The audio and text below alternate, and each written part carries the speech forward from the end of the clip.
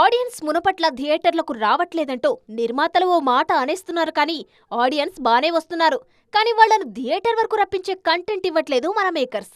వాళ్ళకది ఒప్పుకోవడానికి ఈగో అడ్డొస్తుంది. మహావతార్ నరసింహలో ఏ స్టార్ ఉన్నాడని 3 వారాలుగా ఆడుతుంది. ఇప్పటికే ఇండియాలో 200 కోట్లు వసూలు చేసింది ఈ చిత్రం. స్టార్ హీరో లేడు. ఆ మాటకొస్తే అసలు రెగ్యులర్ సినిమానే కాదు నరసింహ, పూర్తి యానిమేషన్ సినిమా.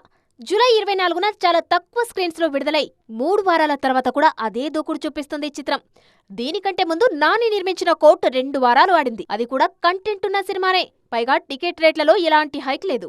2025లో 2 వారాల తర్వాత కూడా ప్రేక్షకులను థియేటర్లకు రప్పించిన సినిమాలు కనీసం 5 కూడా లేవు.